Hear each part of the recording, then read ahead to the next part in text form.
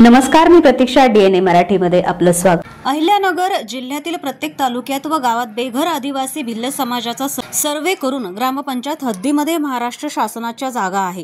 त्यातून भूमिहीन आदिवासी भिल्ल समाजाच्या कुटुंबियांना ग्रामपंचायत हद्दीमध्ये महाराष्ट्र शासनाची जागा राहण्यासाठी मिळवून द्यावी.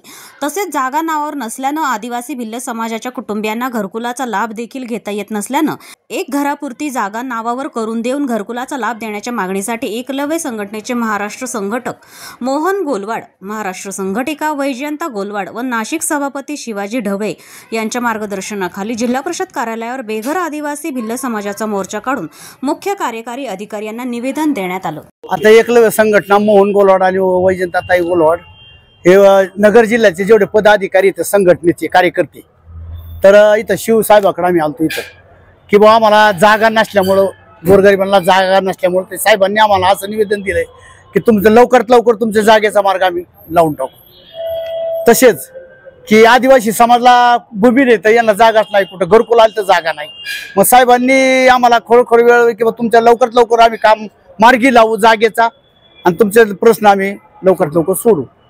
मी बबन श्यामराव गडाख, राहणार शेटाकळी, तालुका शेवगाव, जिल्हा अहिल्यानगर इथला रहिवासी असून आज आम्ही दीड महिना झाला तसं आम्ही हे कागदपत्र आणि जागेच्या संदर्भात आम्ही ठिकठिकाणी अधिकाऱ्यांना कागदपत्र दिले, निवेदन दिले आणि या ठिकाणी आज आम्ही शिवसाहेबाकडे आलो. आजही त्यांना आम्ही निवेदन दिलं तर शिवसाहेबांनी आम्हाला असं आश्वासन दिलं तर मी तुमचं काम लवकरात लवकर मार्गी लावेन, तुम्हाला लवकरात लवकर न्याय मिळवून देईल असं आता आम्हाला त्यांनी सांगितलं. आम्ही घरकुलासाठी आलतो, आम्हाला आमचे घर सगळे पडायला झालेले आहेत, आम्हाला राहायला सुद्धा जागा नाही. आम्ही त्याच्यावर तळवट टाकले. तर आम्हाला जर चांगली जागा असते, चांगले घर असते तर आम्ही कशाला आलो असतो इकडं.